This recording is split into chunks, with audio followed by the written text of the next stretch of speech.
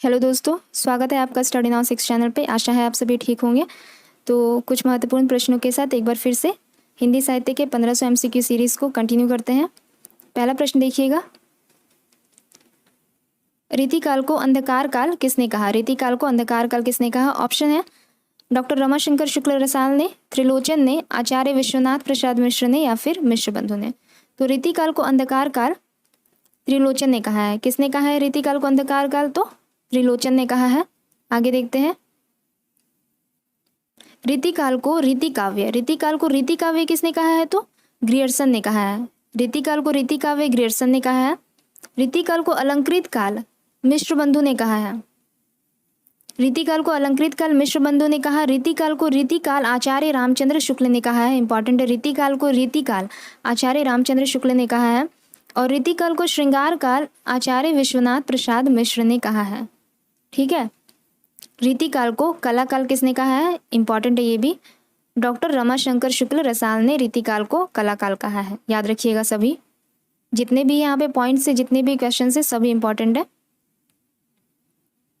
अगला प्रश्न है, आचार्य विश्वनाथ प्रसाद मिश्र ने श्रृंगार काल को, उन्होंने श्रृंगार काल किसे कहा है? तो रीतिकाल को। यानी कि श्रृंगार काल को कितने भागों में बांटा है? वही हो गया, मतलब रीतिकाल को कितने भागों में बांटा है आचार्य विश्वनाथ प्रसाद मिश्र ने? तो 4, 2, 3 या फिर 5, तो 3 भागों में बांटा है। कितने भागों में बांटा है? 3 भागों में बांटा है। आगे देखते हैं कौन कौन। रीतिबद्ध, रीतिसिद्ध, रीतिमुक्त। ठीक है, रीतिबद्ध जो रचनाएं रही, रीतिबद्ध काव्यधारा की रचनाएं रीति निरूपक रही, इसके अलावा लक्षणों और उदाहरणों से युक्त रही। ठीक है, रीतिसिद्ध में रीति की बंधी बंधाई परिपाटी के अनुकूल रची गई रचनाएं, लेकिन फिर भी अपने आप में वे स्वतंत्र थी। ठीक है, और जो रीति मुक्त रचनाएं रही, मुक्त से ही समझ आ रहा है किसी तरह के बंधन से वे हर तरह के बंधन से परे थी। रीति परंपरा से मुक्त होकर श्रृंगार परक रचनाएं लिखी गई रीति मुक्त काव्यधारा में। अगला प्रश्न है, नायिका भेद से संबंधित संस्कृत ग्रंथ रसमंजरी। ठीक है, रसमंजरी नायिका भेद से संबंधित संस्कृत ग्रंथ है। तो इसके रचयिता कौन रहे? ठाकुर, जयदेव, भानुदत्त या फिर कर्नेश कवि। तो नायिका भेद से संबंधित संस्कृत ग्रंथ रसमंजरी के रचयिता रहे भानुदत्त। कौन रहे? भानुदत्त। अगला प्रश्न देखेंगे, प्रश्न नहीं है, यहाँ पे कुछ पॉइंट्स है। अलंकार से संबंधित संस्कृत ग्रंथ चंद्रालोक। ठीक है, अलंकार से संबंधित संस्कृत ग्रंथ चंद्रालोक के रचयिता कौन रहे? तो जयदेव। याद रखिएगा, कंफ्यूज मत होइएगा। अलंकार से संबंधित संस्कृत ग्रंथ चंद्रालोक के रचयिता रहे जयदेव। कर्णाभरण, श्रुतिभूषण, भूपभूषण, ये सभी अलंकार संबंधी ग्रंथ थे। कर्णाभरण, श्रुतिभूषण, भूपभूषण, ये सभी अलंकार संबंधी ग्रंथ रहे। तो इसके रचनाकार कौन रहे? कर्नेश कवि। ठीक है, कर्नेश कवि। आगे देखते हैं, डॉक्टर नगेंद्र ने रीति काव्य का प्रवर्तक किसे माना है? डॉक्टर नगेंद्र ने रीति काव्य का प्रवर्तक किसे माना है? चिंतामणि, भिखारीदास, मतीराम या फिर केशवदास। तो डॉक्टर नगेंद्र ने रीति काव्य का प्रवर्तक केशवदास को माना है। ठीक है, किसे माना है? तो केशवदास को माना है। आगे देखते हैं, आचार्य शुक्ल केशवदास को अलंकारवादी मानते हैं। आचार्य शुक्ल केशवदास को क्या मानते हैं? अलंकारवादी मानते हैं। शुक्ल जी ने केशव की परवर्ती रीति कवियों को क्या कहा है? रसवादी कहा है। आचार्य शुक्ल जी ने केशव के परवर्ती रीति कवियों को क्या कहा है? तो रसवादी कहा है। इसके अलावा शुक्ल जी रीति काव्य की परंपरा का प्रवर्तक चिंतामणि त्रिपाठी को मानते हैं। डॉक्टर नगेंद्र ने रीति काव्य की परंपरा का प्रवर्तक किससे माना? तो केशवदास को माना। चिंतामणि त्रिपाठी को रीति काव्य का प्रवर्तक कौन मानते हैं? तो आचार्य रामचंद्र शुक्ल जी मानते हैं। आगे देखेंगे, किस कवि ने अपने ग्रंथों में अपना नाम कहीं कहीं मणिलाल या फिर लालमणि रखा है? किस कवि ने अपने ग्रंथों में अपना नाम कहीं कहीं मणिलाल या फिर लालमणि रखा है? रसनिधि, आलम, चिंतामणि त्रिपाठी या फिर दूल्हा। तो चिंतामणि त्रिपाठी ने अपनी रचनाओं में कहीं कहीं पे अपना नाम मणिलाल या फिर लालमणि रखा है। चिंतामणि शाहजी भोसला, शाहजहां, दारा शिकोह इनके राजश्रित कवि थे। ठीक है, चिंतामणि शाहजी भोसला, शाहजहां, दारा शिकोह इनके राजश्रित कवि थे। चिंतामणि एक रीतिबद्ध कवि थे। इनका सर्वाधिक प्रसिद्ध ग्रंथ है कविकुल कल्पतरु। इनके बारे में पूछा जाता है, इस रचना के बारे में। इनका सर्वाधिक प्रसिद्ध ग्रंथ किसका ग्रंथ है? यह कविकुल कल्पतरु, तो चिंतामणि त्रिपाठी का। आलम केली आलम की रचना है, ठीक है, आलम केली आलम की रचना है। और कविकुल कंठाभरण यह दूल्हा की रचना है। इसके बारे में पूछा जाता है, कविकुल कंठाभरण दूल्हा की रचना है। अगला प्रश्न देखेंगे,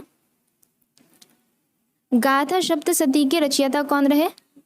तो गाथा सप्तशती के रचयिता रहे हाल। गाथा सप्तशती के रचयिता कौन रहे? हाल। अमरुक शतक, अमरुक शतक के रचयिता रहते हैं अमरुक, अमरुक शतक के रचयिता रहे अमरुक। इसके अलावा आर्य सप्तशती, आर्य सप्तशती के रचयिता रहे गोवर्धनाचार्य, आर्य सप्तशती के रचयिता गोवर्धनाचार्य। रीतिकाल में अलंकार निरूपण के लिए किस ग्रंथ को आधार बनाया गया है? तो रीतिकाल में अलंकार निरूपण के लिए चंद्रालोक और कुवलयानंद को आधार बनाया गया है। रीतिकाल में अलंकार निरूपण के लिए किस ग्रंथ को आधार बनाया गया? तो चंद्रालोक और कुवलयानंद को आधार बनाया गया। चंद्रालोक के रचयिता कौन रहे? तो जयदेव, चंद्रालोक के रचयिता जयदेव।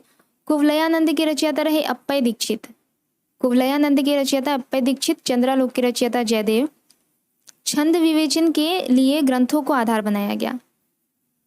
छंद विवेचन के लिए किन ग्रंथों का आधार बनाया गया? तो वृत्त रत्नाकर, छंदोमंजरी, प्राकृत पैंगलम, वृत्त रत्नाकर, छंदोमंजरी, प्राकृत पैंगलम। वृत्त रत्नाकर के रचयिता कौन रहे? तो भट्ट केदार, वृत्त रत्नाकर के रचयिता रहे भट्ट केदार।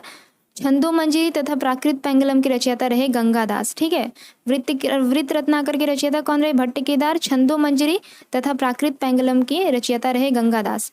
एक बार और देखिए यहाँ पे, एक छंद विवेचन के लिए ग्रंथों को, किन ग्रंथों का आधार बनाया गया छंद विवेचन के लिए? तो वृत्त रत्नाकर, छंदोमंजरी, प्राकृत पैंगलम, ठीक है। और यहाँ पे रीतिकाल में अलंकार निरूपण के लिए, वहां पर छंद विवेचन था, यहाँ पर अलंकार निरूपण के लिए किन ग्रंथों का आधार बनाया गया? तो चंद्रालोक और कुवलयानंद। कंफ्यूज नहीं होना है। अगला प्रश्न है रीतिकालीन कवि देव का प्रथम ग्रंथ इनमें से कौन सा है? जाति विलास, भाव विलास, देव माया प्रपंच, या फिर इनमें से कोई नहीं? तो भाव विलास। रीतिकालीन कवि देव का प्रथम ग्रंथ रहा भाव विलास। अगला प्रश्न है कविराज शिरोमणि की उपाधि किसे दी गई? भूषण, मतीराम, पद्माकर या फिर आलम? तो कविराज शिरोमणि की उपाधि पद्माकर को दी गई है, ठीक है। किसे दी गई है? तो पद्माकर को दी गई है। आगे देखते हैं, कविराज शिरोमणि की उपाधि पद्माकर को दी गई है। किसने दी है? जयपुर नरेश प्रताप सिंह ने यह उपाधि दी है। जयपुर नरेश प्रताप सिंह ने पद्माकर को कविराज शिरोमणि की उपाधि दी है। पद्माकर के काव्य में बुंदेलखंड की प्रकृति एवं लोक जीवन का चित्रण मिलता है। पद्माकर के काव्य में बुंदेलखंड की प्रकृति एवं लोक जीवन का चित्रण मिलता है। होली का कवित्वपूर्ण और सरस चित्रण मिलता है। होली का कवित्वपूर्ण एवं सरस चित्रण मिलता है। रीति काल के अंतिम श्रेष्ठ कवि माने जाते हैं। कौन? पद्माकर। महत्वपूर्ण है, यह महत्वपूर्ण है। रीति काल के अंतिम श्रेष्ठ कवि कौन माने जाते हैं? तो पद्माकर। अगला प्रश्न है भूषण को कवि भूषण की उपाधि किस राजा ने दिया? भूषण को कवि भूषण की उपाधि चित्रकूट नरेश रुद्र शाह सोलंकी ने दिया है। भूषण को कवि भूषण की उपाधि चित्रकूट नरेश रुद्र शाह सोलंकी ने दिया है, ठीक है।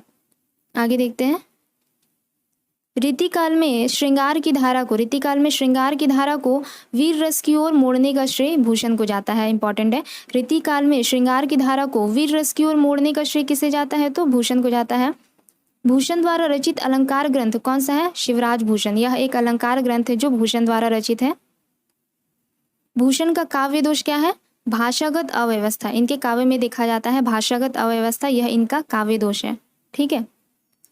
पूछा जा सकता है इन सब के बारे में। अगला प्रश्न है मतीराम का सर्वाधिक प्रसिद्ध ग्रंथ इनमें से कौन सा है? रसराज, छंदसार, वृत्त कौमुदी या फिर रसराज और ललित ललाम? तो मतीराम का जो सर्वाधिक प्रसिद्ध ग्रंथ है वह है रसराज और ललित ललाम। रसराज और ललित ललाम। अगला प्रश्न देखेंगे, बिहारी सतसई किस छंद में रचित है? बिहारी सतसई किस छंद में रचित है?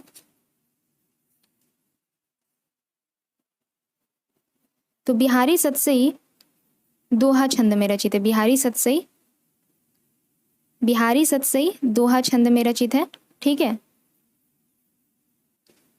बिहारी जयपुर नरेश जयसिंह के दरबारी कवि थे। बिहारी किसके दरबारी कवि थे? तो जयपुर नरेश जयसिंह के दरबारी कवि थे बिहारी। बिहारी की भाषा परिनिष्ठित ब्रज रही। बिहारी की भाषा कैसी थी? तो परिनिष्ठित ब्रज। बिहारी सतसई रीतिकाल की सर्वाधिक लोकप्रिय ग्रंथ माना जाता है। बिहारी सतसई रीतिकाल का सर्वाधिक लोकप्रिय ग्रंथ माना जाता है। इसके अलावा बिहारी सतसई में श्रृंगार, भक्ति और नीति से संबंधित दोहे हैं। इसके बारे में पूछा जाता है। सभी पॉइंट्स इंपॉर्टेंट है यहाँ पे। बिहारी सतसई में किससे संबंधित दोहे है? तो श्रृंगार, भक्ति और नीति से संबंधित दोहे हैं।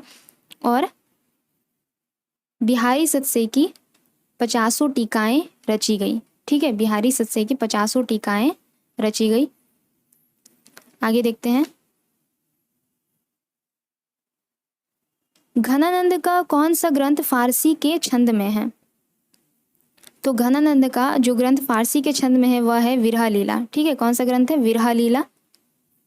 आगे देखते हैं। सहज प्रकाश में किसकी रचनाएं संग्रहित है? शिवनारायण, चरणदास, सहजोबाई या फिर जगजीवन दास? तो सहज प्रकाश में सहजोबाई की रचनाएं संग्रहित है। सहज प्रकाश में सहजोबाई की रचनाएं संग्रहित है। अगला प्रश्न देखेंगे। दुर्गा सप्तशती का हिंदी पदों में अनुवाद किस संत कवि ने किया? दुर्गा सप्तशती का हिंदी पदों में अनुवाद किस संत कवि ने किया? अक्षरानन्य, धरणीदास, प्राणनाथ या फिर इनमें से कोई नहीं? तो दुर्गा सप्तशती का हिंदी पदों में अनुवाद अक्षरानन्य ने किया। दुर्गा सप्तशती का हिंदी पदों में अनुवाद अक्षरानन्य ने किया। ठीक है, तो आज के लिए